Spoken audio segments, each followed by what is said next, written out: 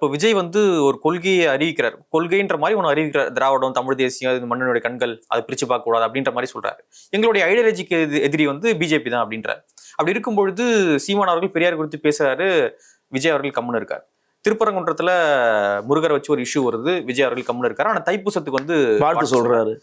என்ன ஐடியாலஜி, ஏதாவது தத்துவ ரீதியான ஒரு அறிவு இருக்குன்னு நினைக்கிறீங்களா விஜய்க்கு? இல்ல, தத்துவ ரீதியான புரிதல் வந்து அவருக்கு இன்னைக்கு மேபி அவர் கொஞ்சம் ட்ரெயின் ஆகிட்டு இருக்கலாம், லேர்னிங் டைம்ல இருக்கலாம் நான் நினைக்கிறேன்.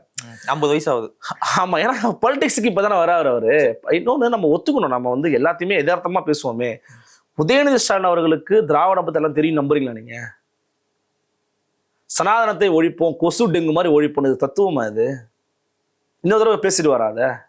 இன்னொரு முறை ஒரு கூட்டம் போட்டு சனாதனத்தை ஒழிப்போம், ஆமாங்க சனாதனம் கொசு தான் அப்படின்னு இன்னொரு தடவை பேசி, 2வது தடவை பேசி நீங்க பாத்தீங்களா?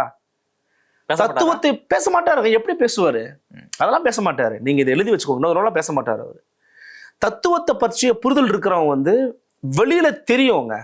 அதுக்கு திமுக மிகச்சிறந்த உதாரணம்னா அண்ணன் ஆராசா தான். நீங்க அவர் பேசுறத பாத்தீங்கன்னா ஐராஜா ஸ்ட்ராங்கா இருக்காம்பா, இருந்தாலும் கரெக்டா பேசுறாருப்பா அப்படின்னு தெரியும். ரீசெண்டா பாவலரர் எழுத்தடைவுகள்ன்ற நூல் வெளியீட்டு விழாவில் அவர் பேசுறாரு. அவர் வந்து பெரியார் சர்ச்சை குறித்து தான் மறைமுகமா சீமான் விமர்சனம் பண்ணி பேசுறாரு. அந்த காலகட்டத்திலேயே பாவலரர் பெருஞ்சத்திரனார் பெரியார் அவர்களை, மற்ற விஷயங்கள்லாம் நீங்க பெரியாரா வேணும் இருந்துக்கோங்க, மொழி விவகாரத்துல நீங்க சிறியார் அப்படின்னு அப்ப விமர்சனம் பண்ணிட்டாரு.